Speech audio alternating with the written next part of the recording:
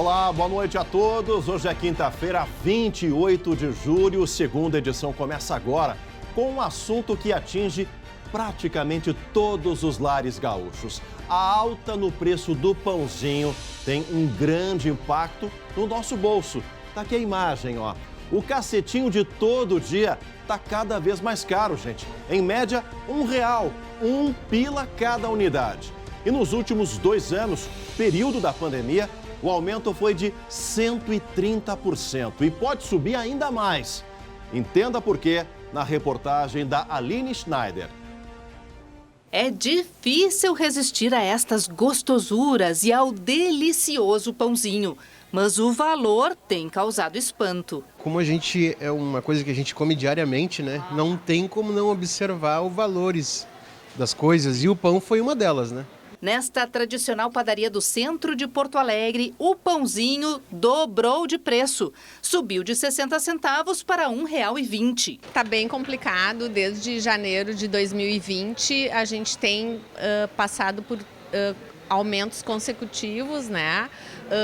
Da farinha, foi subindo aos poucos, mas chegou um momento, a gente tentou segurar, né, o repasse para os clientes, mas chegou uma hora que não teve como mais. O preço mais caro afastou os clientes e obrigou esta outra padaria da capital a segurar as fornadas. A produção do pãozinho caiu pela metade. O preço do quilo do pão é influenciado por vários fatores, entre eles a farinha de trigo, a inflação, a própria pandemia e até a guerra da Ucrânia influenciam no valor que sai da padaria até o consumidor. O que acontece é, a Rússia e a Ucrânia juntas, elas têm uma produção de aproximadamente 20% de todo o trigo do planeta. Ou seja, a partir do momento que a Ucrânia fica atingida pelas sanções pela Rússia e que ela não consegue escoar sua produção de trigo, e a própria Rússia também não consegue vender seus produtos no mercado, é como se a gente tivesse retirado 20% de toda a produção mundial do dia para a noite. Então, na prática, a guerra na Ucrânia faz subir os preços no planeta inteiro. E aqui no Brasil, quando chega o produto, ele fica mais caro e, obviamente, o trigo mais caro, a farinha mais cara, faz com que a produção final de todas as padarias também fique mais cara. Para o bolso aguentar mais esse aumento, o jeito é inovar. Substituir por alguma coisa, por outro alimento, uma tapioca, uma banana, uma fruta, que também está caro, né?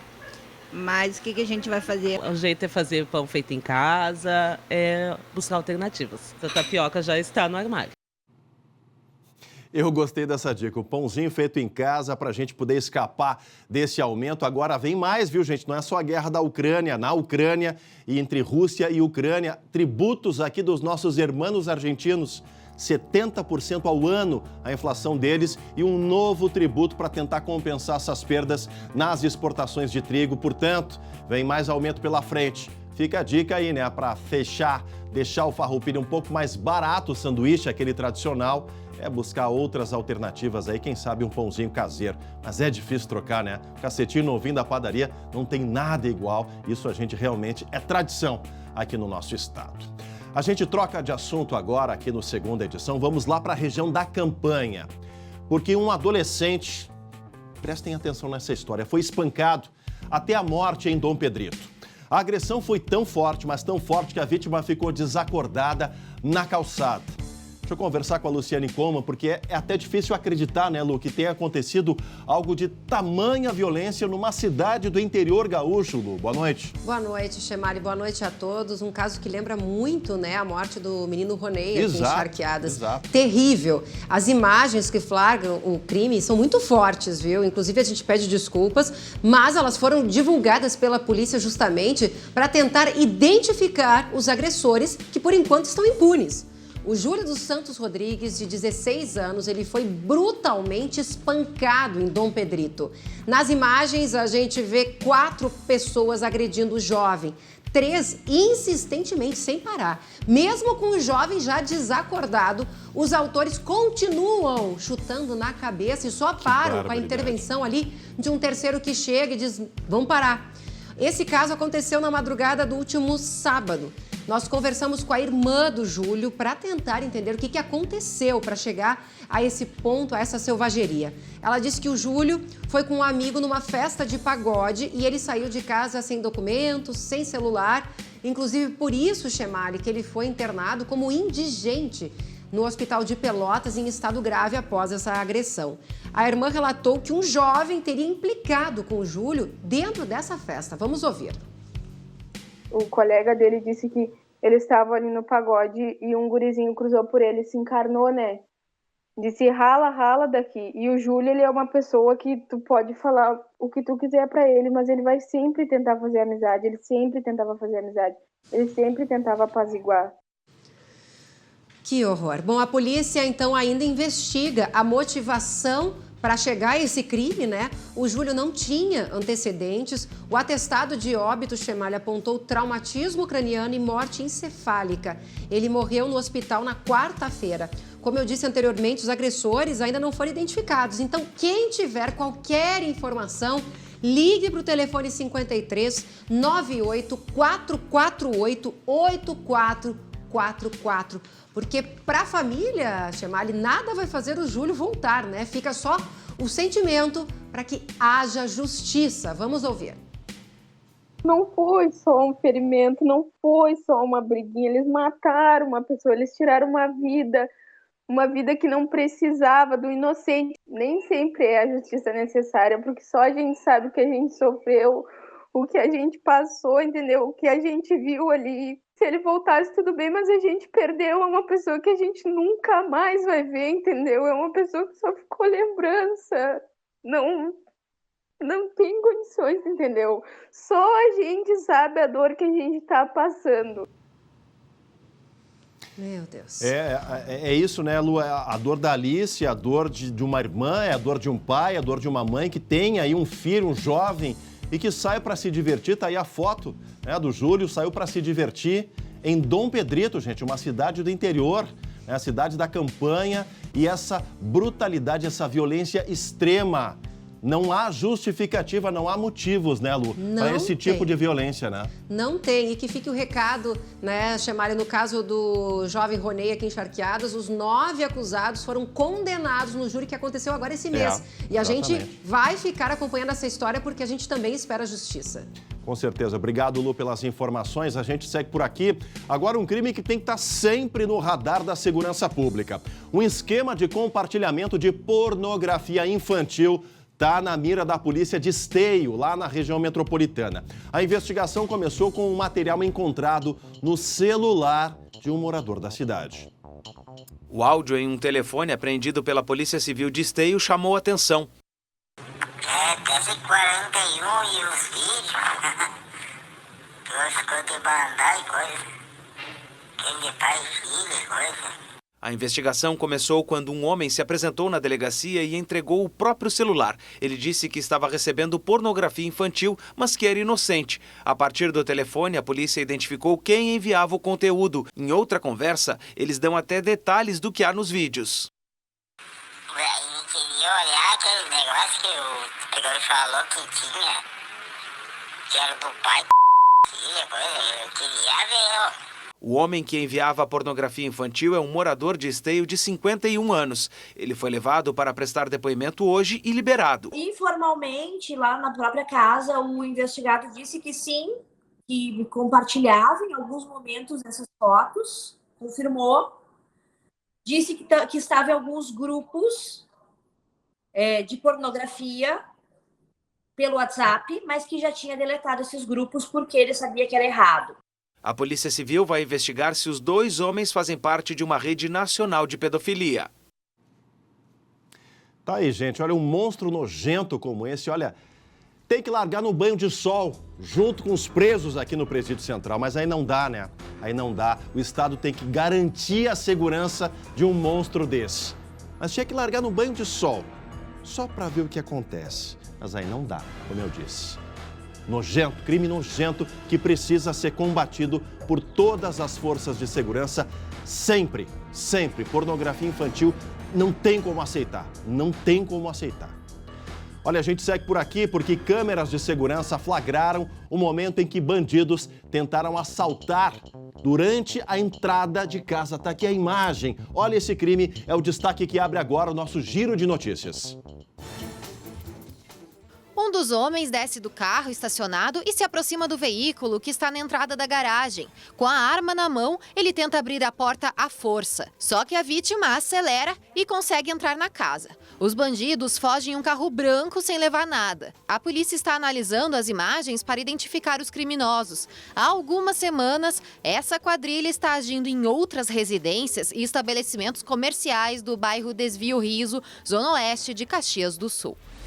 Um homem foi preso em flagrante ao roubar um estabelecimento comercial em Nonoai. Um adolescente de 16 anos também participou do crime. Imagens de câmera de segurança mostram quando a dupla chega no local com capacetes e arma. Eles surpreendem o dono do mercado e anunciam um assalto. Os criminosos rendem, inclusive, uma criança que estava do lado do caixa. O crime foi na tarde de terça-feira.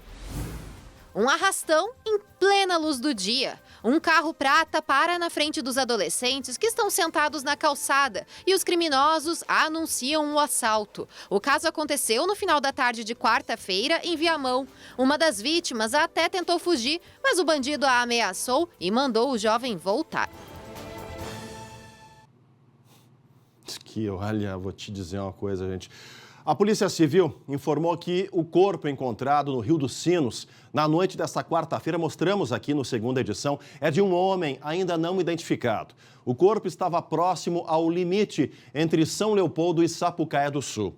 As buscas duraram aproximadamente 4 horas. Inicialmente, a Delegacia de Homicídios de São Leopoldo suspeitou que o corpo pudesse ser da advogada Alessandra Della Torre, que desapareceu no dia 16 no bairro Cristo Rei, em São Leopoldo. Até o momento, não há notícias do paradeiro da advogada. E olha, Porto Alegre é a capital do país com maior incidência de hepatites virais, segundo o Ministério da Saúde, alerta de saúde. Por isso, o mês de julho é dedicado à conscientização sobre a doença. A gente volta para a redação para conversar com a Lu Coman. Lu, como a população da capital pode fazer o diagnóstico dessa doença e de forma gratuita, né, Lu? Olha, Chemali, em qualquer posto de saúde aqui de Porto Alegre estão disponíveis os testes para saber se a pessoa foi infectada por algum dos 5 tipos de hepatite. E passar por esse exame é muito importante até para chegar à cura, como explica o doutor Eduardo Emerim, que é hepatologista da Secretaria Municipal de Saúde. As hepatites, quando dão sintomas, elas já estão em uma fase muito avançada, como a cirrose e até mesmo câncer de fígado. Então, se nós formos esperar por sintomas, a gente vai perder a oportunidade de cura em estágios mais precoces. Então, a maior forma de saber se tem hepatite C é fazendo o teste da hepatite, né? Então, como eu acabei de falar, o teste é rápido, né? Com uma gotinha de sangue na ponta do dedo, em 15 minutos se tem os resultados. Uma vez estando o teste positivo, se confirma então com a carga viral e se encaminha para o serviço de hepatites no Santa Marta. Todo o tratamento, por exemplo, para hepatite C é gratuito e está disponível pelo SUS. Outro tipo muito comum no país é a hepatite B. As duas são transmitidas pelo sexo e pelo compartilhamento de objetos contaminados, como o alicate de manicure. O tipo B, é importante frisar, já tem vacina e é de graça, tá nos postos de saúde. A hepatite, que é a inflamação do fígado, né? Ela pode ainda ser causada por exemplo, o uso de alguns medicamentos, álcool, drogas. Tem também algumas doenças autoimunes ou genéticas. Chemali. Tá certo, Lu, obrigado pelas informações. A gente segue agora para o esporte aqui no segunda edição. Dia de novidade aqui no Inter. Um novo atacante chegou com pinta de goleador e um sotaque que os colorados estão bem acostumados. Chegou de outro país, viu? Brian Romero é argentino e estava no River Plate, onde fez só 3 gols neste ano. Assim, parece não ser lá muito interessante, né? Mas veja, nos últimos anos, foi artilheiro de Copa Sul-Americana pelo Defensa e Justicia. Foi para o River Plate, onde começou muito bem e surpreendeu no ano passado com um total de 19 gols no ano do futebol argentino. Vem para ser alternativa a Alexandre Alemão, que é o titular absoluto. Quem diz isso é o próprio Mano Menezes. O Alemão é o titular. Já o lateral direito Everton, do Vasco, também está a caminho para ser reserva de Bustos. O Inter se movimenta no mercado? Não, não esse mercado, editor engraçadinho. O Colorado se mexe para voltar a celebrar no final do ano. Editor engraçadinho, ia ser boa, hein, Sheik? Ainda hoje, aqui no segunda edição, baleia franca foi flagrada com um filhote no litoral sul. Animais fizeram uma visita após 10 anos. E também a virada no tempo. Chuva chegou ao estado nesta quinta-feira e o frio vem por aí. Guilherme Fadanelli, é verdade? Pois é, Chemalho, o frio vem aí, mas será que o veranico que estava acompanhando a gente foi de vez embora ou volta ainda nesse inverno? A resposta depois do intervalo.